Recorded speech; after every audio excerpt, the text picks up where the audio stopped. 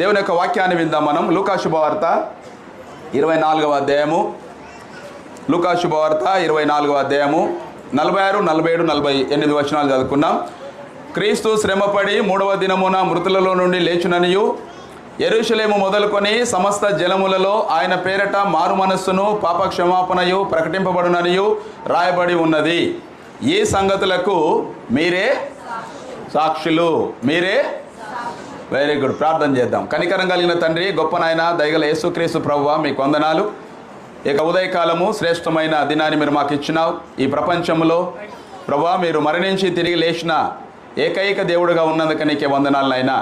మిమ్మల్ని దేవుడుగా ఎన్నుకున్న ప్రజలందరూ కూడా ఎంతో ధన్యులు ప్రభువా. మరి మిమ్మల్ని తెలుసుకోలేని అనేక మంది ఈ దినాలను బట్టి వారు గ్రహించే విధంగా కృప దయచేయమని ప్రార్థన చేస్తున్నాం. మీ పునరుద్ధాన సందేశాన్ని అందిస్తుంటుండగా మా నోటి మాటలు, మా హృదయ ధ్యానము మీకు అంగీకారం ఉరుటకు మమ్మల్ని నిలబెట్టి వాడుకోనమని యేసు నామమున అడిగి వేడుకుంటున్నాం తండ్రి, ఆమేన్. ఈరోజు యేసుక్రీస్తు ప్రభువారు మరణాన్ని జయించి తిరిగి మృత్యుంజయుడిగా లేచిన శుభ ఆదివారము. మరి క్రైస్తవ సమూహమునకు ఇది ఒక సెంటర్, కేంద్రమై ఉంది. ఈరోజు క్రైస్తవ సంఘం నిలబడింది అంటే ఆయన లేపబడటం బట్టి మాత్రమే. మరణాన్ని జయించి లేచినాడు కాబట్టి ఖాళీ సమాధి, ఎంటీ టూంబ్, ఖాళీ సమాధి క్రైస్తవ సంఘానికి ఒక పునాదిగా నిలబడ్డది. అపోస్తలుడైన పౌలు అంత గొప్పగా సువార్త పరిచర్య చేయడానికి 3 ఖండాలు తిరిగి కొన్ని 35,000 కిలోమీటర్లు ప్రయాణించి యేసుక్రీస్తును ప్రకటించడానికి ఉన్న ఒకే ఒక ఉద్దేశం ఆయన మరణ పునరుద్ధానం. ఆయన పునరుద్ధాన శక్తి ప్రపంచాన్ని ప్రభావితం చేసింది. ఆయన పునరుద్ధాన శక్తి ఆనాడు శిష్యులను ప్రభావితం చేసింది. ఆయన పునరుద్ధాన శక్తి, ద పవర్ ఆఫ్ రిజరక్షన్, అనేక మందిని, దైవ సేవకులను ప్రభావితం చేసింది. ఈరోజు కుర్లా సంఘమును కూడా ఆయన పునరుద్ధాన శక్తి ప్రభావితం చేయునుగాక అని నేను అనుకుంటా ఉన్నాను. దేవుని కృప ఏంటంటే ఆయన ఔన్నత్యము చాలా గొప్పది. చాలామందికి క్రిస్మస్ అంటే సంబరం. ఈస్టర్ అన్న సంబరమే, కానీ క్రిస్మస్ కన్నా, ఈస్టర్ కన్నా క్రిస్మస్లో కొంత ఎక్కువగా సంబరం పడతాం. కానీ ఈస్టరు, క్రిస్మస్ అంటే యేసుక్రీస్తు ప్రభువారు మానవాళి కొరకు పరలోకాన్ని విడిచి భూలోకానికి రావడం. మరి ఆయన వచ్చిన కార్యం ముగించినాడు, మన పాపముల నిమిత్తమై మరణించినాడు, అంతవరకు అయిపోయింది. ఒకవేళ ఆయన సమాధి చేయబడి లేపబడకపోతే క్రైస్తవ విశ్వాసము ఇంకా అంధకారంలోనే ఉండేది. ఆయన సమాధి చేయబడి లేపబడినాడు కాబట్టి, లేచినాడు కాబట్టి, ఆ యొక్క సమాధి ఈరోజు ఇప్పటికి కూడా ఎంటీగా ఉంది కాబట్టి క్రైస్తవ సంఘానికి అది ఒక ఫౌండేషన్గా నిలబడింది. కాబట్టి క్రిస్మస్ ఎంత ప్రాముఖ్యమో దానికంటే అత్యధిక ప్రాముఖ్యము మనకి ఈస్టర్గా ఉంది. కారణం ఏంటంటే మనమందరం కూడా నిత్య జీవంలోనికి అడుగు పెట్టడానికి ఈస్టర్ ఒక మూలరాయిగా నిలబడ్డది. లూకా సువార్తలో కొంత భాగాన్ని మనం ధ్యానం చేద్దాం. ఈ లూకా సువార్త 24వ అధ్యాయము ఒక డ్రామాటికల్ స్టోరీది, ఒక డ్రామాటికల్ స్టోరీ. ఎందుకు నేను దీన్ని డ్రామాటికల్ స్టోరీ అన్నానంటే, ఇది ఎమ్మాయి మార్గం నుంచి స్టార్ట్ అవుతుంది ఈ యొక్క స్టోరీ. ఆల్రెడీ సమాధి చేయబడ్డాడు యేసుక్రీస్తు.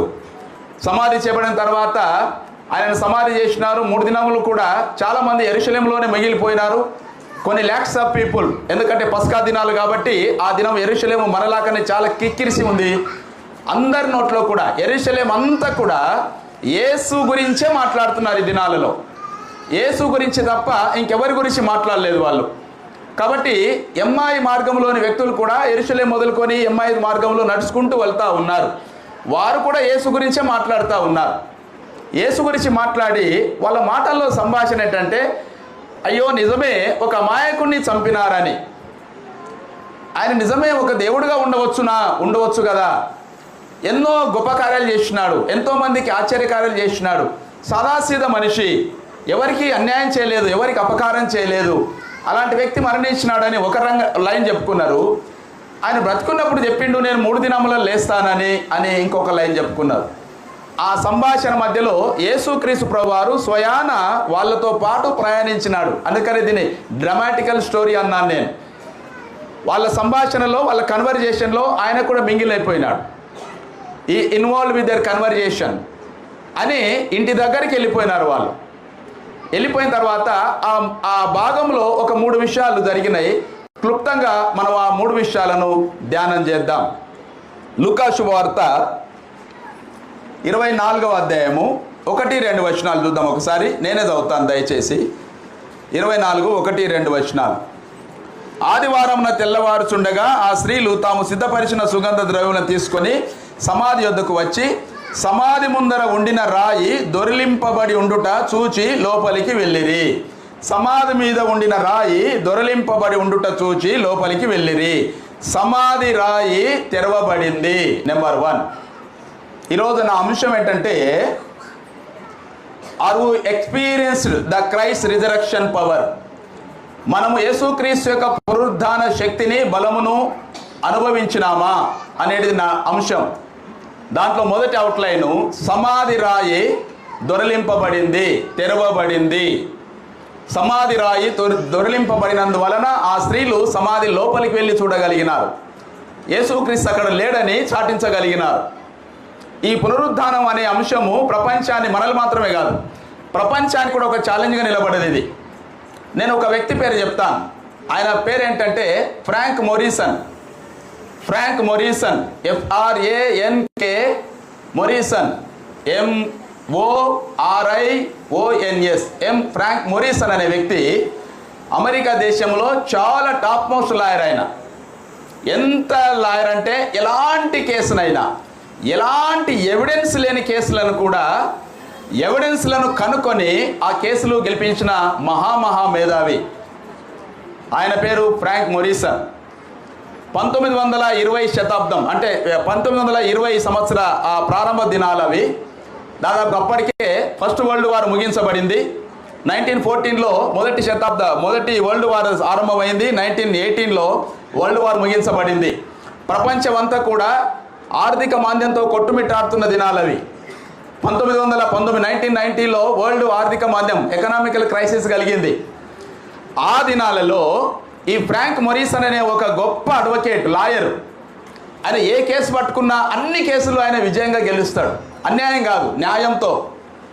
అయితే ఈయన దగ్గరికి కొంతమంది అడ్వకేట్స్, అయితే విచిత్రం ఏంటంటే, ఈయన ఫ్రాంక్ మొరిసన్ పేరు మాత్రమే క్రిస్టియన్, కానీ ఆయన క్రైస్తవుడు కాదు.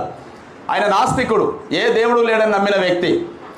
ఆయన దగ్గరికి కొంతమంది అడ్వకేట్స్ పని కట్టుకొని వచ్చినారు. వచ్చి కొన్ని కోట్ల రూపాయలు ఆయనకి ఇచ్చినారు. ఇచ్చి వాళ్ళు ఇచ్చిన ఒకే అసైన్మెంట్ ఏంటంటే, మొరిసన్, నువ్వు ఏ కేసు పట్టుకున్నా ఆ కేసులో ఎలాంటి సాక్ష్యం లేకపోయినా సాక్ష్యాలను సృష్టించగలుగుతావు. ఎవిడెన్స్ను నీవు తప్పక దాన్ని డిగ్ చేయగలుగుతావు. కాబట్టి నీకు ఒక అసైన్మెంట్ ఇస్తాం మేము. ఏంటి అంటే, ఇది కోర్టు అసైన్మెంట్ కాదు. యేసుక్రీస్తు ఈ భూమి మీద పుట్టలేదని, యేసుక్రీస్తు బోధలు అబద్ధమని, యేసుక్రీస్తు అద్భుతాలు అబద్ధమని నీవు నిరూపించాలి. ఎందుకంటే నువ్వు నిరూపిస్తే ప్రపంచం నమ్ముతుంది. అంత మనగాడవు, నీవు అంత తెలివి చాకచక్యం కలిగిన వ్యక్తివి. కాబట్టి నీకు ఈ అసైన్మెంట్ ఇస్తున్నాము. నీకు కొన్ని కోట్ల రూపాయలు ఇస్తాము. యేసుక్రీస్తు అబద్ధమని నువ్వు నిరూపించాలి. నీవు ఎవిడెన్స్ని ఏ రకంగా సంపాదించు, అది కల్పితమని నువ్వు చెప్పగలగాలి అని ఆయనకు అసైన్మెంట్ ఇచ్చినారు. దాదాపు 15 సంవత్సరములు ఆయన ప్రయాసపడ్డాడు. ఫ్రాంక్ మొరిసన్ 15 years ఆయన ఈ అసైన్మెంట్ని తీసుకొని, ఆయన నాస్తికుడు, దేవుడు లేడని నమ్మిన వ్యక్తి, నాన్ బిలీవర్. ఈ అసైన్మెంట్ని తీసుకొని అన్ని ప్రాంతాలు, ఆనాడు ఈజిప్టు మొదలుకొని బెత్లెహేము, ఇశ్రాయేలు, యూదయ, గలిలయ, సమరయ, యెరూషలేము, ఇవన్నీ కూడా జల్లెడబట్టినాడు. ఆయన ప్రతిది కూడా జల్లెడబట్టి చాలా మటుకు ఎవిడెన్స్ను ఆయన సంపాదించగలిగినాడు. ఎందుకు ఈజిప్ట్కు పోయినాడంటే, ఆయన యేసుక్రీస్తు పుట్టినప్పుడు మరియా యోసేపును ఈజిప్ట్కు పోతారు వాళ్ళు.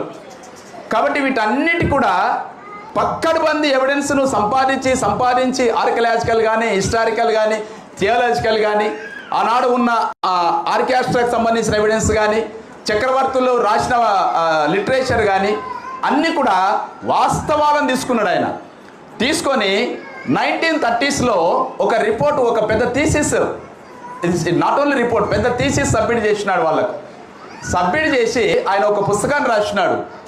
ఆ పుస్తకం ఏంటంటే, అమ్మా ఏం పర్లేదు, కొద్దిగా ఇచ్చేయండి, నీడకు పెట్టండి. ఆ పుస్తకం పేరు who moved the stone, who moved the stone, రాయిని ఎవరు దొరిలించినారు? ఇప్పటికీ అమెజాన్లో దొరుకుతుంది ఆ పుస్తకం, 460 రూపాయలు పుస్తకము. నా దగ్గర ఉంది కానీ హైదరాబాద్లో ఉంది, ఇక్కడ లేదు. Who moved the stone, Frank Morrison, మీరు గూగుల్లో కొడితే వస్తుంది. ఈ పుస్తకం ఆయన రాసినాడు 1930s. పుస్తకాన్ని రాసి విచిత్రం ఏంటంటే, ఎథిక్గా ఉన్న మనిషి, నాన్ బిలీవర్గా ఉన్న మనిషి, నాస్తికుడుగా ఉన్న మనిషి, ఆయనకిచ్చిన అసైన్మెంటు యేసుక్రీస్తు భూమి మీద పుట్టలేదు, ఆయన చేసినవన్నీ అద్భుతాలు కావు, అసలు ఆయన లేనే లేడు అని ఎవిడెన్స్ని సంపాదించడానికి ఇచ్చినారు ఆయనకు. కానీ ఆయన డిగ్ చేస్తూ ఉంటే ఆయనకున్న ఎవిడెన్స్ దొరికి ఎంతవరకు దొరికినావంటే, ఆయన భూమి మీద పుట్టిండు, ఆయన అద్భుతాలు చేసిండు, 33 సంవత్సరాలు జీవించిండు, మరణించిండు, సమాధి చేయబడ్డాడు, లేచిండు, ఆరోహణం అయ్యిండు, తిరిగి రాబోతున్నాడని టోటల్గా బయోగ్రఫీ రాసినాడు ఆయన. వెరీ రిలయబుల్ ఇన్ఫర్మేషన్ రాసి ఆయన బాప్తిసం తీసుకొని క్రైస్తవుడిగా మారిపోయి యేసుక్రీస్తు దాసుడుగా ప్రపంచానికి పరిచయం అయిపోయినాడు ఆయన, Frank Morrison. Who moved the stone, the రాయి ఎవరు దొరిలించిరి అనే పుస్తకము చాలా విషయాలు రాసినాడు. నేను ఎందుకు ఈ మాట చెప్తా ఉన్నానంటే, యేసుక్రీస్తు పునరుద్ధానం అనేది ఇప్పటికీ చాలా మందికి డౌట్ఫుల్గానే ఉంది. నాస్తికులకు కానీ, కొంతమంది క్రైస్తవేతరులకు కానీ ఆయన లేవలేదని ఆనాటి రోమన్ చక్రవర్తులకు కూడా అది డౌట్గానే ఉంది. ఇప్పటి కూడా అదే డౌట్ను వాళ్ళు చేస్తూ ఉన్నారు. శిష్యులు ఎత్తుకపోయినారని, మరి యేసుక్రీస్తు అసలు బూర్చబోయిండు, చనిపోలేదని, సమాధిలో చేయలేదు, వాళ్ళు ఎక్కడో దొంగిలించి అక్కడ పెట్టినారని, ఆయన మూర్చపోయి 3వ దినంలో లేచినాడు, వీళ్ళేమో చచ్చిపోయి లేచినాడు చెప్తున్నారని చాలా థీరీస్ బయటకు వచ్చినాయి. కాబట్టి ఈరోజు ప్రపంచానికి యేసు పునరుద్ధానం ఒక సవాల్గా, లేకుంటే ఒక గ్రేట్ ఎవిడెన్స్గా మిగిలిపోయింది. ఈరోజు ప్రపంచంలో క్రైస్తవ జనాభా ఎక్కువ ఉండడానికి కారణం ఏంటంటే, ఆయన ఎంటీ టూంబే, ఖాళీ సమాధే. యేసు వచ్చింది నిజము, మినిస్ట్రీ చేసింది నిజము, సర్వీస్లో ఉన్నది నిజము, చనిపోయింది నిజము, పరిచర్య చేసింది నిజము, మరణించింది నిజము, లేచింది నిజం. కాబట్టి ఈరోజు ఈ ఎమ్మాయి మార్గంలో వెళ్తున్న వ్యక్తులకు ముందుగా మగ్దలేని మరియకు ఒక రాయి దొరిలింపబడి ఉంటే చూస్తున్నారు వాళ్ళు. హూ మూవ్డ్ ద స్టోన్, ఆ రాయి ఎవరు దొరిలించినారు? అఫ్కోర్స్ మనకు బైబిల్లో క్లియర్గా ఉంది, దేవుని దూత ఆ రాయిని దొరిలించిందని. ఆ రోజు ఎమ్మాయి దారి, లేకుంటే ఒక పల్లెటూరు ప్రాంతం అది. చాలా మటుకు ఉదయాన్నే లేచినారు. ఆ ఉదయంలోనే వార్త చాలా బుగ్గుమనేసింది, యెరూషలేము అంతా కూడా వార్త ప్రాకిపోయింది. ఆ వార్త ప్రాకినెంబడే వీళ్ళు చేసిన ప్రయాణం ఏంటంటే, యేసుక్రీస్తును వాళ్ళు అనుకోలేదు, కానీ వాళ్ళ ప్రయాణం సాగుతూ ఉంది. వాళ్ళ ప్రయాణంలో యేసుక్రీస్తు వాళ్ళతో పాటుగా మింగిలైపోయినాడు, మాట్లాడుతూ ఉన్నాడు, కానీ వాళ్ళు గుర్తుపట్టలేదు. ఒక బాటసారిగా వాళ్ళు కూడా తనతో పాటు మాట్లాడుతూ వెళ్తూ ఉన్నారు. వాళ్ళు అనుకున్న అనుభవాలు ఆయనకు చెప్తా ఉన్నారు. ఆయన అనేకమైన విషయాలు వారికి బోధిస్తూ ఉన్నాడు. అప్పటికి వాళ్ళు ఆయన ఐడెంటిఫై చేయలేదు, అప్పటికి వాళ్ళు ఆయన గుర్తుపట్టలేదు. ఆనాడు ఎమ్మాయిలో ఉన్న సిచ్యువేషనే ఈరోజు కూడా ప్రపంచంలో చాలామందికి గుర్తుపట్టలేని స్థితిలో ఉన్నాం మనం. ఎందుకంటే ఆ రోజు వాళ్ళ కన్నులు మూయబడ్డాయి. ఇదే లూకాసు వార్త 26వ అధ్యాయం 16వ వచనంలో వారి కన్నులు మూయబడిన మాట ఉంది. కానీ ఇదే లూకాసు వార్త 16వ అధ్యాయం 31వ వచనానికి వస్తే, వారి కన్నులు తెరవబడి ఆయనను గుర్తుపట్టిరనే మాట చూస్తాం. మొదటగా సమాధి రాయి ఎక్స్టర్నల్, అది దొరిలింపబడడం. చాలామంది అనుకుంటారు సమాధి రాయి ఎందుకు దొరిలించినారు అంటే యేసుక్రీస్తు లేవడానికి అనుకుంటారు. కాదు, యేసుక్రీస్తు లేవడానికి రాయి దొరిలించిన అవసరం లేదు. ఈరోజు యేసుక్రీస్తు లేడని నీవు నేను వెళ్ళి చూడడానికి రాయి దొరిలించినాడు దేవదూత. యేసుక్రీస్తుకు రాయి దొరిలించే అవసరం లేదు. కానీ మనకు సాక్ష్యంగా, మనకు ఎవిడెన్స్గా, మనకు ఆ సమాధి ఖాళీగా ఉండాలా, మగ్దలేని మరియ వాళ్ళు వెళ్ళి చూడాలా, పేతురు శిష్యులు వెళ్ళి ఆ నారబట్టలు వెతకాలని వారి నిమిత్తము మన నిమిత్తమై రాయి దొరిలింపబడింది. ప్రేమైన దేవునిలారా, దేవుని సంగమా, ఎమ్మాయి మార్గంలో ఉన్న ఈ యొక్క సంభాషణ ఒకసారి మనం ఆలోచిద్దాం.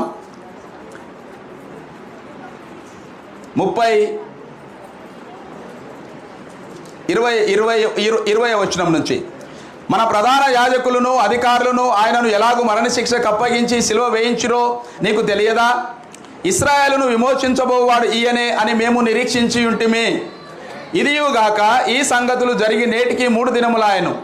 అయితే మాలో కొందరు స్త్రీలు తెల్లవారగానే సమాధి నొద్దకు వెళ్ళి ఆయన దేహమును కానక వచ్చి, కొందరు దేవదూతలు తమ కనబడి ఆయన బ్రతికి ఉన్నాడని చెప్పిరని మాతో చెప్పి మాకు విస్మయము కలగజేసిరి. మాతో కూడా ఉన్నవారిలో కొందరు సమాధి వద్దకు వెళ్ళి ఆ స్త్రీలు చెప్పినట్టు కనుగొనిరి గాని ఆయనను చూడలేదని ఆయనతో చెప్పిరి. అందుకాయన, అవివేకులారా, ప్రవక్తలు చెప్పిన మాటలన్నిటినీ నమ్మని మందమతులారా, క్రీస్తు ఇలాగు శ్రమపడి తన మహిమలో ప్రవేశించుట అగత్యము కాదా అని వారితో చెప్పి, మోషేయు సమస్త ప్రవక్తలను మొదలుకొని లేఖనములన్నిటిలో తన్ను గూర్చిన వచనముల భావము వారికి తెలిపెను. మోషేయు లేఖనముల ప్రవక్తల వచనములన్నిటినీ తన్ను గూర్చిన భావం అన్ని కూడా వారికి తెలియజేసినాడు. సౌండ్ పెట్టిపిడ. యేసుక్రీస్తు ప్రభు వారితో వారు మాట్లాడుతూ ఉన్నారు. అయ్యో, ఒక నీతిమంతుని చంపినారయ్యా, నీకు తెలియదా ఈ విషయము? 3 దినములు చేసి మాట్లాడుతూ ఉన్నాం, మొత్తం గగ్గోలు పెడతా ఉంది, అందరు కూడా చాలా ప్రగల్భాలు పలికినారు. ఆయన ప్రవక్త అని, ఆయన నీతిమంతుడని అనుకున్నారు చాలామంది. అయితే ఈరోజు ఆయన చనిపోయి లేచినాడని కొంతమంది స్త్రీలు చూసి చెప్పినారు, మేమైతే చూడలేదు. వాళ్ళు చెప్పిన సందర్భాన్ని బట్టి ఇంకా కొంతమంది వెళ్ళినారు, సమాధి చూసినారు, కానీ ఆయనను మాత్రం ఇంకా చూడలేదు అని వాళ్ళు మాట్లాడుతూ ఉంటే యేసుక్రీస్తు వాళ్ళ మధ్యలోనికి మాట్లాడుతూ, ఓ అవివేక మందమతులారా, మోషేయు ప్రవక్తలు చెప్పిన సంగతులు మీరు వినలేదా అని మాట్లాడుతున్నాడు. ఈ బైబిల్ భాగంలో చాలా మటుకు యేసుక్రీస్తు కానీ అపోస్తలుడైన పౌలు కానీ ఈ మోషే, ఈ ప్రవక్తల గ్రంథాలు ఎక్కువగా మాట్లాడినారు. ఎందుకు ఇవి ఎక్కువగా మాట్లాడినారంటే, మోషే గ్రంథాలన్నీ కూడా ధర్మశాస్త్ర గ్రంథాలు. ప్రవక్తల విషయంలో యేసుక్రీస్తు గురించి చెప్పిన ప్రతి ప్రవచనము నెరవేర్పులోనికి వచ్చింది. కాబట్టి కీర్తన గ్రంథంలోనేమి, ప్రవక్తల గ్రంథంలోనేమి, ధర్మశాస్త్ర గ్రంథంలోనేమి యేసుక్రీస్తు గురించి చెప్పిన ప్రతి మాట కూడా నెరవేర్పులోనికి వచ్చింది అని యేసు వారితో చెప్తా ఉన్నాడు.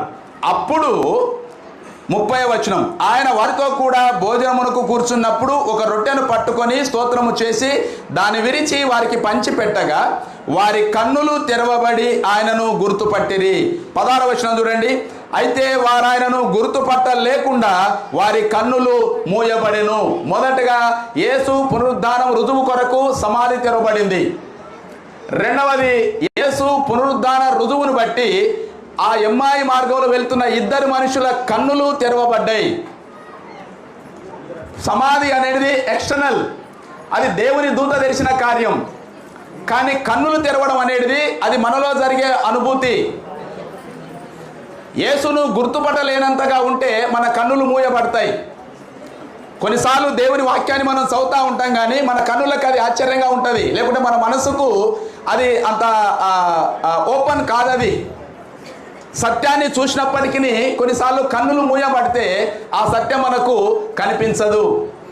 కొన్నిసార్లు మనం ఏం చేస్తాం, పొరపాటు అద్దాలు ఇక్కడ పెట్టుకుంటాం. అద్దాలు ఇక్కడ పెట్టుకొని అద్దాలు మనకు లేవని ఇల్లంతా వెతుకుతాం. అక్కడ కొంతమందికి జరుగుతుంది అది. నా అద్దాలు ఎక్కడ పోయినా వెతుకుతాం. మనతో పాటు మన భార్య కూడా వెతుకుతుంది. అయ్యా, అమ్మ ముందుకు జరగండి.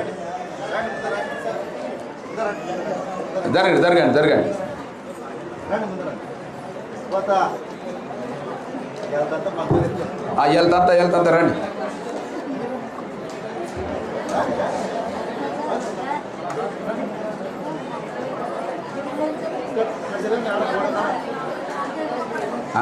రండి. ఒకరు లేచి రండి.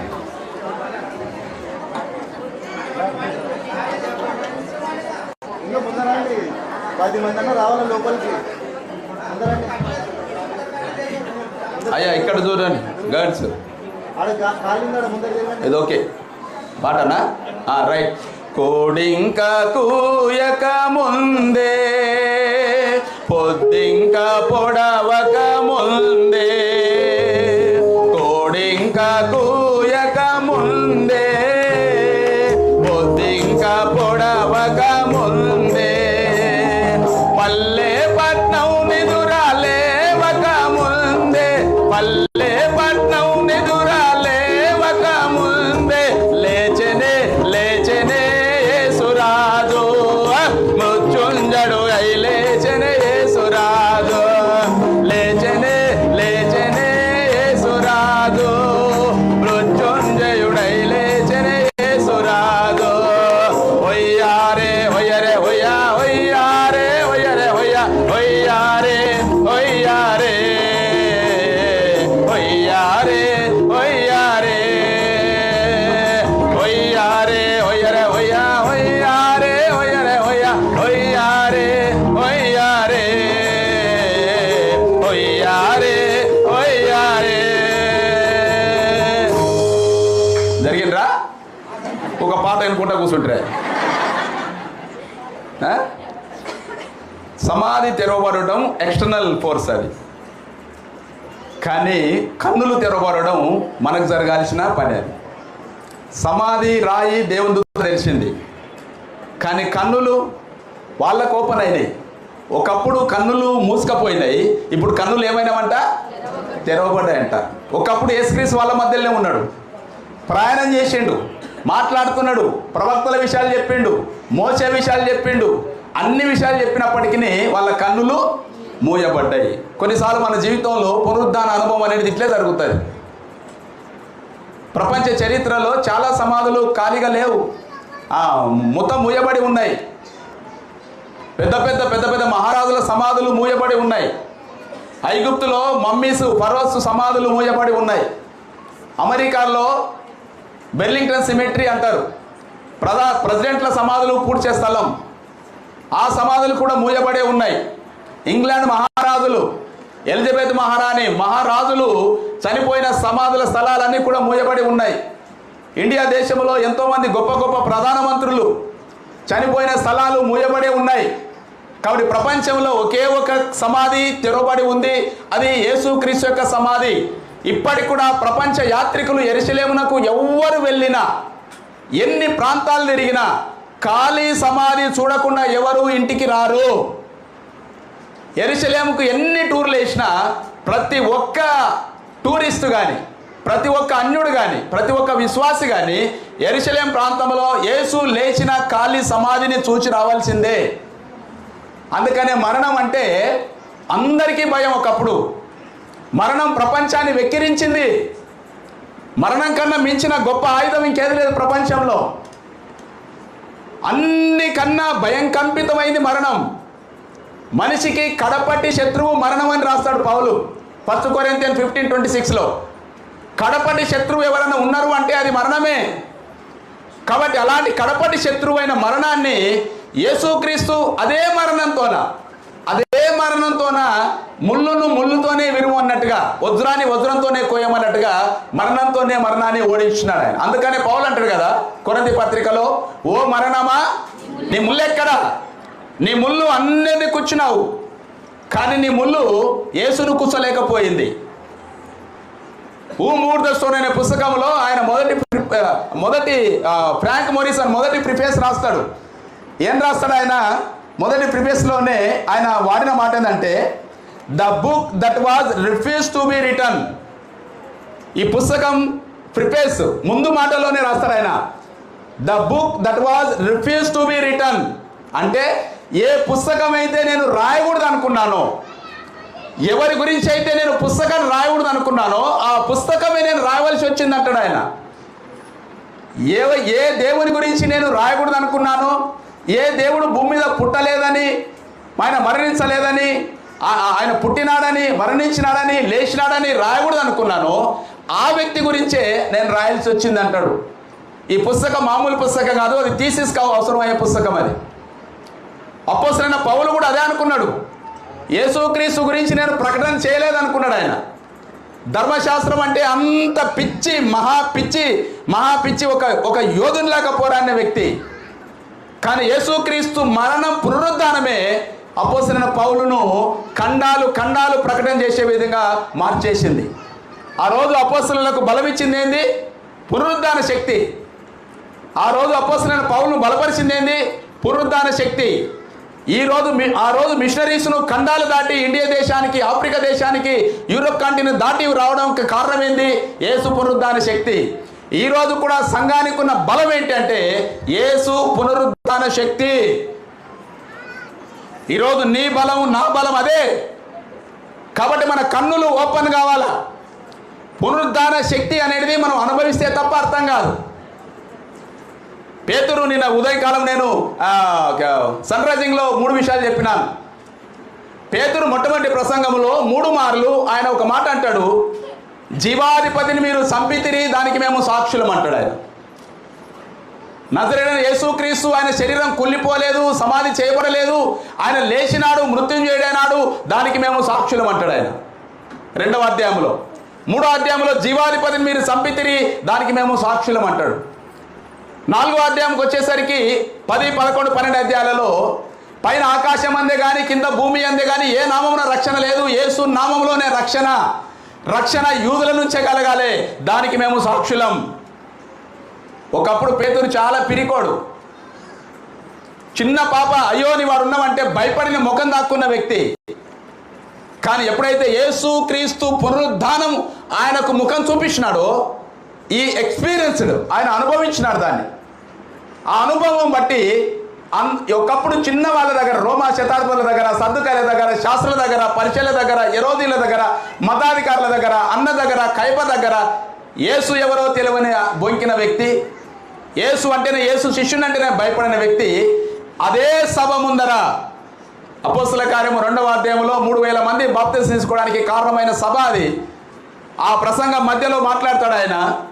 ఒక దిక్కు హెరోదీయులు ఉన్నారు, సభ ఉంది, సన్హెద్రిన్ సభ ఉంది, అన్న, కయప, శాస్త్రులు, పరిసయ్యులు, సద్దుకాయలు, ఇంత శత్రు సభ ఉన్నప్పుడు కూడా పేతురు ముఖములో భయం లేదు, పేతురు మాటలో బెరుకు లేదు. కారణం ఏంటంటే పునరుద్ధాన బలం, ద పవర్ ఆఫ్ రిజరక్షన్. జీవాధిపతిని మీరు చంపితిరి అంటాడు ఆయన. యు ఆర్ మర్డరర్స్, మీరు నరహంతకులు. ఒకప్పుడు ఆ ధైర్యం లేదు ఆయనకు, ఒకప్పుడు ఆ తెగువ లేదు. కానీ ఎప్పుడైతే పునరుద్ధాన బలాన్ని అనుభవించినాడో, యేసుక్రీస్తు పేతురుకు ముఖదర్శనం అయినాడో, అప్పుడు ఆయన రియలైజ్ అయినాడు, ప్రభువా నన్ను క్షమించును ఆయన అని. ఒక క్రైస్తవునికి ఆత్మీయ బలం ఎప్పుడు కలుగుతుంది అంటే నీవు ఆశీర్వదించినప్పుడు కాదు, నీకు ఆశీర్వాదాలు వచ్చినప్పుడు కాదు. యేసు నిజంగా నీకు నాకు రుచి కావాలంటే ఆయన పునరుద్ధాన రుచిని మనం అనుభవించాలి. మన కన్నులు తెరవబడాలా. సమాధి రాయి మనం తెరవలేం, మన చేత కాదు అది. లాజర్ చనిపోయినప్పుడు యేసుక్రీస్తు అదే అన్నాడు. అంటే వాళ్ళు లాజర్ రాయి వేరు, లాజర్కున్న రాయి మామూలు రాయి, కానీ ఇక్కడ యేసుక్రీస్తు పెట్టిన రాయి చాలా పెద్ద రాయి. కారణం ఏంటంటే ఆయన లేస్తాడని చెప్పేసి. కాబట్టి దేవుడు మనకు అవసరమైంది మనకు చేస్తాడు, దేవుని చేయాల్సిన పని దేవుడు చేస్తాడు. రాయి దొరిలించడం దేవదూత పని అయితే కన్నులు తెరవబడడం నీ నా పని. ఆ రోజు ఇద్దరికి ఆ విషయం జరిగింది. They experienced. వారు కన్నులు తెరవబడిన తర్వాత యేసును గుర్తుపట్టినారు వాళ్ళు. 45వ వచనం, 43వ వచనం. అంతటా ఆయన మోషే ధర్మశాస్త్రములోను ప్రవక్తల గ్రంథములోను కీర్తనల్లోను నన్ను గూర్చి రాయబడినవన్నీ నెరవేరవలెనని నేను మీ యొద్ద ఉండినప్పుడు మీతో చెప్పిన మాటలు నెరవేరినవని వారితో చెప్పాను. అప్పుడు వారు లేఖనములు గ్రహించున్నట్లుగా ఆయన వారి మనస్సును తెరచి, అప్పుడు వారు లేఖనములు గ్రహించున్నట్లుగా వారి మనస్సును తెరిచి.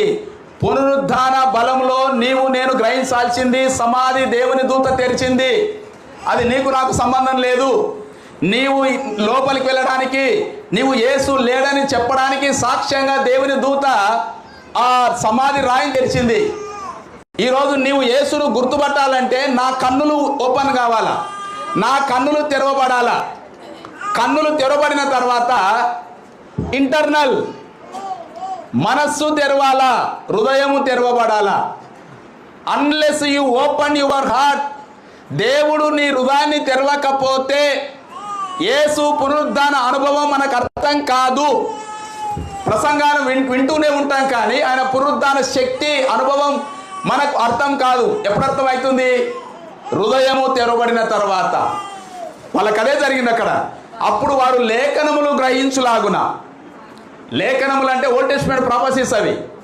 లేఖనములన్నీ కూడా ఆయన మాట్లాడుతుంటే వాళ్ళ కన్నులు తెరవబడ్డాయి. తర్వాత నెక్స్ట్ వాళ్ళ హృదయం తెరవబడుతుంది. అయ్యో నిజమే కదా, మోషే చెప్పిన నెరవేరినాయి, ప్రవక్తలు చెప్పిన నెరవేరినాయి, కీర్తనలు చెప్పిన నెరవేరినాయి, ఈయననే కదా మెస్సయ్య. కింద మాట్లాడతారు వాళ్ళు. క్రీస్తు శ్రమపడి 3వ దినమున మృతుల నుండి లేచిననియు యెరూషలేము మొదలుకొని సమస్త జనములలో ఆయన పేరిట మారు మనస్సును పాపక్షమాపణయు ప్రకటింపబడిననియు రాయబడి ఉన్నది. ఈ సంగతులకు మీరే సాక్షులు. మీరు కాదాడ, మీరే. మీరే అంటే అర్థం తెలుసా? స్పెసిఫికేషన్. మీరే సాక్షులు. ఒక్కసారి అపోస్తల కార్యము 2వ అధ్యాయం, అపోస్తల కార్యము 2వ అధ్యాయం 31వ వచనం. క్రీస్తు పాతాళములో విడబడలేదనియు ఆయన శరీరము కుళ్ళిపోలేదనియు దావీదు ముందుగా తెలుసుకొని ఆయన పునరుద్ధానం గురించి చెప్పాను.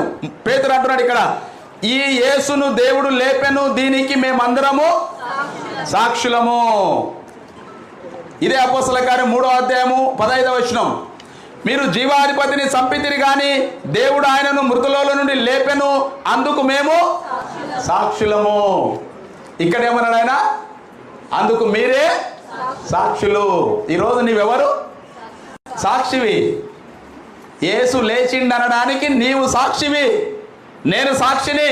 I am the witness. సాక్షి అంటే మాటలు కాదు, మోర్ పవర్ఫుల్. సాక్షి ఎక్కడ పనిచేస్తాడయ్యా?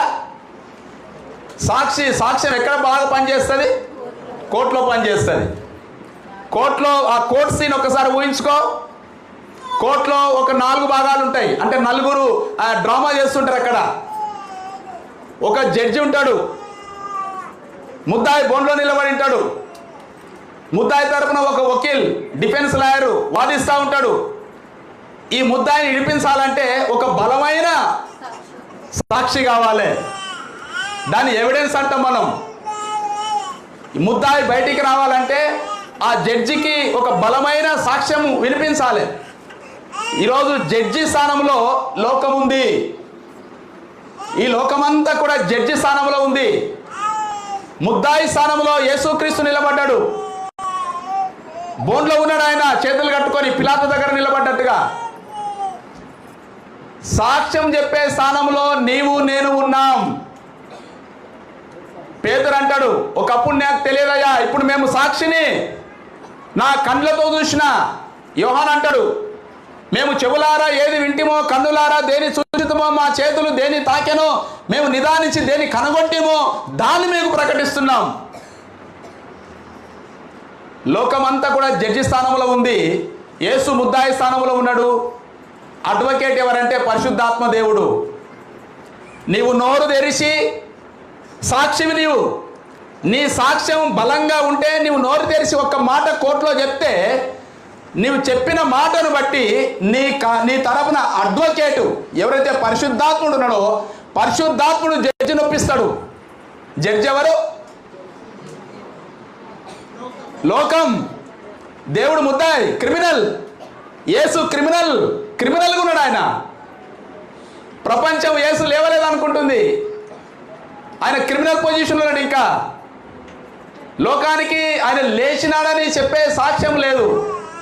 అందుకనే పేతురు అన్నాడు, మేము సాక్షులం. ఇక్కడ యేసుక్రీస్తు క్లియర్గా అంటున్నాడు, దానికి మీరే సాక్షులు. కాబట్టి ఇప్పుడు లోకాన్ని ఒప్పించేది నీవు కాదు, నేను కాదు. నేను మాట్లాడుతున్నా, నేను వాక్యం చెప్తున్నా, కానీ మిమ్మల్ని ఒప్పించేది నేను కాదు. ఎవరు ఒప్పిస్తారు? పరిశుద్ధాత్మ దేవుడు. అందుకని యేసుక్రీస్తు వెళ్ళిన తర్వాత పరిశుద్ధాత్మని యుగం ఆరంభమైంది. అప్పటికి ఉన్నాడు ఆయన, కానీ యేసు ఆబ్సెన్స్లో పరిశుద్ధాత్ముడే సంఘానికి కవచంగా ఉన్నాడు. కాబట్టి ఈరోజు లోకం అనే జడ్జి స్థానంలో లోకం ఉంది, ముద్దాయి స్థానంలో యేసు ఉన్నాడు, అడ్వకేట్ స్థానంలో పరిశుద్ధాత్ముడు ఉన్నాడు, సాక్ష్యం చెప్పే స్థానంలో నీవు నేను ఉండాలా. అప్పుడు ఆటోమేటిక్గా యేసు పునరుద్ధానం అయిండు అని ప్రపంచం తెలుసుకుంటుంది. ఈరోజు ఆ స్థితి మనం కలిగి ఉండాలి. We are the high witnesses. మనము సాక్షులం. ఎక్కడ చెప్తాం సాక్ష్యం? ఎక్కడ చెప్పాలి సాక్ష్యం? అపోస్తల కార్యం 1వ అధ్యాయం 8వ వచనం. అపోస్తల కార్యము 1:8. ఆయన పరిశుద్ధాత్మను మీ మీదకి వచ్చినప్పుడు మీరు శక్తి నొందెదరు గనుక యెరూషలేములోను యూదయ సమరయ దేశములందు భూదిగంతముల వరకు నాకు సాక్షులు. ఎవరికమ్మా? ఆడ నాకంటే ఎవరు? దేవుడు. దేవుడు అనేక మార్లు కోరుతా ఉన్నాడు. ఆయన అప్పుడు అదే కోరిండు, ఇప్పుడు అదే కోరిండు, ఎంఐ మార్గం అదే కోరిండు. పరిశుద్ధాత్ముడు వచ్చిన తర్వాత కూడా దేవుడు అదే అంటున్నాడు, మీరు ఎక్కడెక్కడ సాక్షులు ఉంటారంట? బూది యెరూషలేములోను, యూదయలోను, సమరయలోను, దేశములందంతటా బూది గంతముల వరకు. యెరూషలేం అంటే ఏది? మీ ఇల్లు. మీ ఇంట్లో నువ్వు దేవుని గురించి సాక్షివై ఉండాలి. ఆమేన్. యేసు లేచినాడని రుచిగా నీ కన్నులు తెరవబడాలా, నీ హృదయం తెరవబడాలా, నీ మనస్సు తెరవబడాలా. రాయి దేవుని దూత దొరిలించింది, అది నీ పని కాదు. ఆయన నీకు ఎవిడెన్స్ ఇచ్చినాడు. లేచినాడని ఖాళీ సమాధి ఇచ్చినాడు. గొప్ప ఎవిడెన్స్ నీ కళ్ళ ముందు ఉంది. నీ కళ్ళు ఓపెన్ కావాలి దాన్ని చూడడానికి. చూసిన ఎవిడెన్స్ను జీర్ణించుకొని ఇతరులకు చెప్పడానికి నీ మనసు ఓపెన్ కావాలా. ఈరోజు ఎంఐ మార్గంలో ఆ వ్యక్తులకు కళ్ళు ఓపెన్ అయినాయి, మనసు ఓపెన్ అయింది కనబట్టే యేసుక్రీస్తును గుర్తుపట్టిండ్రు. గుర్తుపట్టి మీరు గమనించారు, అక్కడ వాళ్ళు ఎప్పుడైతే ఎంఐ ఇంటికి వచ్చిండ్రో ఇమీడియట్గా మళ్ళీ యెరూషలేం కురికిండ్రు. వాళ్ళు మళ్ళీ అక్కడ ఉండలే. Again they ran to Jerusalem. ఎందుకు కురికిండ్రు వాళ్ళు? ఏమైనా మర్చిపోయినరా? ఎందుకు కురికిండ్రు మరి? గట్టిగా చెప్పు. సాక్ష్యం చెప్పు. నీకే ఏం సాక్ష్యం అది? యేసు లేచిండు, యేసు లేచిండు, మేము ఆయన చూసినాం, మా పక్కన నడిచిండు, మాతో భోజనం చేసిండు. ఆహా. యెరూషలేములోను, యూదయలోను, సమరయలోను, గలిలయలోను బూది గంతముల వరకు నాకు సాక్షులై ఉండుడి. క్రైస్తవం అంటే మనం తిని ఉండేది కాదమ్మా. యేసును అనుభవించడం అంటే నీవు ఆశీర్వాదాలు పొందడం కాదు. నువ్వు పొందిన ఆశీర్వాదము ఇతరులకు ప్రకటించడం. నీవు పొందిన ఏదన్నా మనం ఒక మంచి ఏదన్నా ఒక ఐటెం కొనుక్కుంటే ఇతరులకు మనం సంతోషంగా చెప్తాం. ఏదైనా ఇంట్లో ఒక పెద్ద ప్లాస్మాట్ టీవీ తెచ్చుకుంటే అగో మా ఇంట్లో టీవీ తెచ్చుకున్నామని చెప్తాం. ఒక రెండు తులాలు గోల్డ్ చేపించుకుంటే అది లోపల వేసుకోకుండా బయట వేసుకొని తిరుగుతాం. ఎందుకంటే ఇతరులకు చూపాలి, చెప్పాలి. మరి యేసును అనుభవిస్తున్నావు నువ్వు. అంతెందుకు ఒక మంచి చీర కట్టుకుంటే కూడా చూపుతాం మనం. చూపాల్సిందే, అది మంచిదే. అది మళ్ళీ బట్టలు కట్టుకుంటే మనం చూపామా? అందరం చూపుతాం.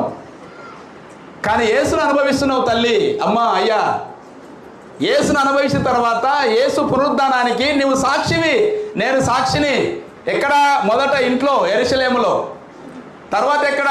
యూదయ నీ ఊర్లో, తర్వాత ఎక్కడ? సమరయ నీ దేశంలో, తర్వాత ఎక్కడ? బూది గంతముల వరకు ప్రపంచం అంతా కూడా నీవు సాక్షివి, నేను సాక్షిని. అందుకనే సువార్త యెరూషలేములో స్టార్ట్ అయింది. 1 నుంచి 7 అధ్యాయాల వరకు యెరూషలేము, యూదయ, గలిలయ జరిగింది సువార్త. అపోస్తల కార్యం 8వ అధ్యాయంకి వచ్చేసరికి సమరయకు వాకింది సువార్త. అపోస్తల కార్యం 10వ అధ్యాయము పౌలు రిఫర్మేషన్ తీసుకొని వచ్చేసరికి బూది గంతముల వరకు ఖండాలు దాటింది సువార్త. యేసుక్రీస్తు చెప్పిన ప్రతి మాట కూడా నెరవేర్పులోనికి వచ్చింది. ఈరోజు ఈస్టర్ పునరుద్ధాన సందేశం మనం ఏం సాక్ష్యంగా ఉంటున్నాం. నీవు సాక్ష్యం ఇస్తే దేవుడు ఏం చేస్తాడట? లోకాన్ని ఒప్పిస్తాడంతే. అడ్వకేట్ పని, పరిశుద్ధాత్ముని పని లోకాన్ని ఒప్పించడం. లోకము జడ్జి చేస్తూ ఉంది యేసు లేచినాడా లేదా అని. యేసు దేవుడా కాదని లోకం జడ్జి చేస్తూ ఉంది. దేవుని అనుభవించిన నీవు, దేవుని చూసిన నీవు, నీ కళ్ళు తెరిచిన నీవు, నీ మనసు తెరిచిన తర్వాత నీవు నేను సాక్షులుగా ఉండాలి. అదే పునరుద్ధాన ఎక్స్పీరియన్స్ బలం అంటే. ఈరోజు ఫ్రాంక్ మోరిసన్ ఒకప్పుడు ఆయన ఒక నాస్తికుడుగా ఉన్నాడు. కానీ 15 సంవత్సరములు ఆయన చరిత్రను తిరగరాసిన తర్వాత, చరిత్రలోనికి వెళ్ళిన తర్వాత, ప్రతి అంగుషాన్ని శోధించిన తర్వాత ఆయన క్రైస్తవుడుగా మారి యేసుక్రీస్తు సేవకుడుగా మారిపోయినాడు. కాబట్టి పునరుద్ధానం అనేది అది అనుభవపూర్వకంగా నేర్చుకోవాల్సిన సత్యమే, కానీ మనము అనుభవించి ఇతరులకు మనం పంచాల్సిన అవకాశం అది. దావీదు పట్టణం ఆ రోజు గల్లుమన్నది. దావీదు పేటంతా మొత్తం ఇట్లా హంగామా అయిపోయింది. మరణం కోరలు ఓడిపోయినాయి. అందుకని ఎంఐ దారి గురించి ఒక పాట రాసినాడు ఒక ఆయన. అది దావీదుపేట గల్లు మన్నది ఊరు వాడంతా జల్లు మన్నది. దావీదుపేట గల్లు మన్నది ఊరు వాడంతా జల్లు మన్నది. మారాజు యేసు మరణాన్ని గెలిచి లోకాన చావు లేకుండా చేసే. మారాజు యేసు మరణాన్ని గెలిచి లోకాన చావు లేకుండా చేసే. రారపోదమయ్య అన్నలరా తీరసుదమయ్య కన్నుల్లరా. రారపోదమయ్య అన్నలరా తీరసుదమయ్య కన్నుల్లరా. దావీదుపేట గల్లు మన్నది ఊరు వాడంతా గల్లు మన్నది. దావీదుపేట గల్లు మన్నది ఊరు వాడంతా గల్లు మన్నది. మారాజు యేసు మరణాన్ని గెలిచి లోకాన చావు లేకుండా చేసే. మారాజు యేసు మరణాన్ని గెలిచి లోకాన చావు లేకుండా చేసే. ఎమ్మాయి దారిలో యేసయ్య నిలిచాడు బాటెంటి నడిచాడు. యేసయ్య నిలిచాడు బాటెంటి నడిచాడు. పాఠశాలతోటి మాట్లాడుకున్నాడు మంచి చెడ్డడిగాడు. మాట్లాడుకున్నాడు మంచి చెడ్డడిగాడు. కూసోని వారింట్లో భోంచేసుకున్నాడు. చూదామంటే చుక్కల్ల కలిచాడు. రారపోదమయ్య అన్నలరా తీరసుదమయ్య కన్నులరా. రారపోదమయ్య అన్నలరా తీరసుదమయ్య కన్నుల. దావీదుపేట గల్లు మన్నది ఊరు వాడంతా గల్లు మన్నది. దావీదుపేట గల్లు మన్నది ఊరు వాడంతా గల్లు మన్నది. మారాజు యేసు మరణాన్ని గెలిచి లోకాన చావు లేకుండా చేసే. వచ్చేటప్పుడు వాళ్ళిద్దరు వచ్చిండ్రు. వాళ్ళ కన్నులు తెరవబడ్డాయి, మనసు తెరవబడింది. యేసును గుర్తుపట్టిండ్రు. అయ్యో రక్షకుడు లేచినాడని ఇమ్మీడియట్గా ఎమ్మాయి నుంచి మళ్ళీ దే వెంట్ బ్యాక్. మళ్ళీ యెరూషలేము వెళ్ళి ఈ సాక్ష్యం చెప్పారు.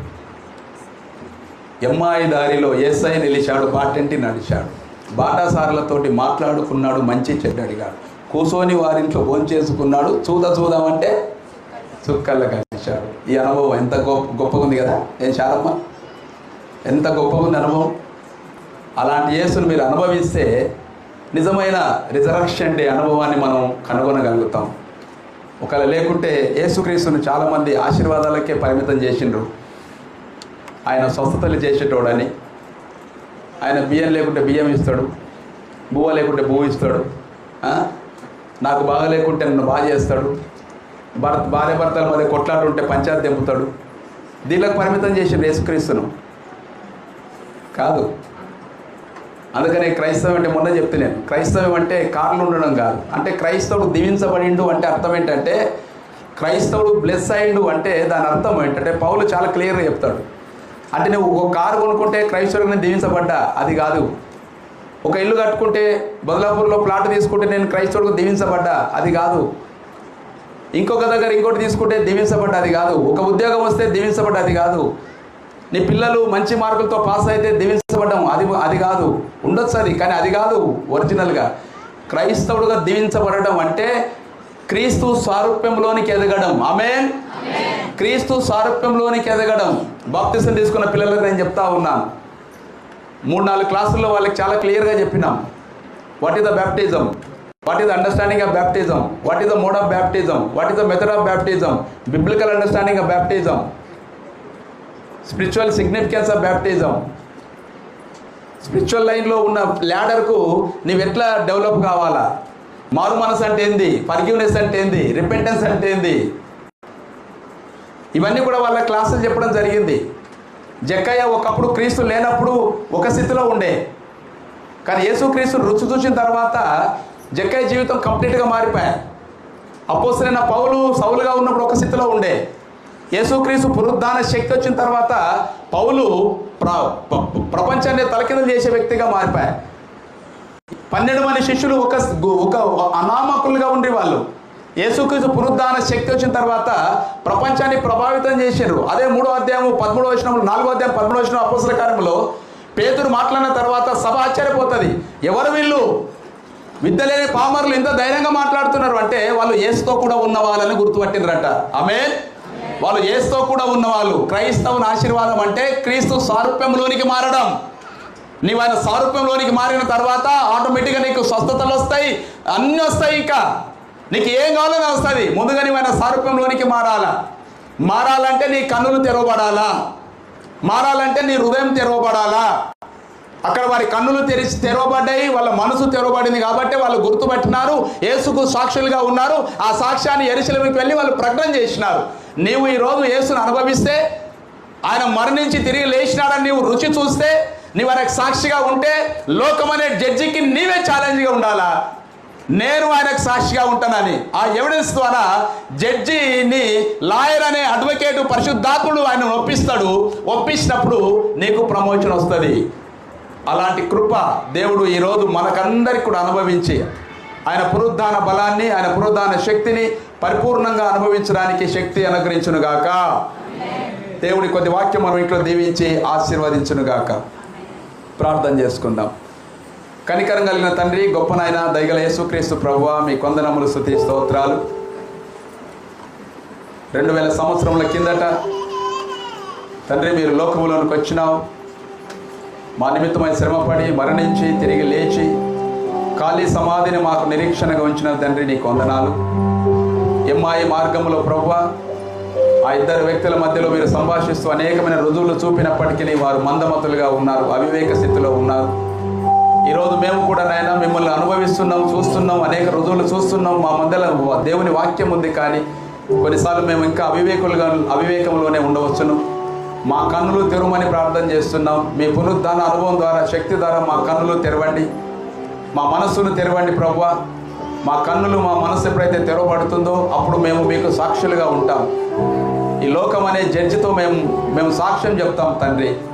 పరిశుద్ధాత్మ దేవాన్ని మీరు అడ్వకేట్గా వాదించి మా తరపున ప్రభువా యేసును నిర్దోషిగా విడుదల చేస్తారు ప్రభువా. కాబట్టి నాయన, పునరుద్ధాన అనుభవం అంటే మేము అనుభవించడం, ఇతరులకు మేము చాటడం.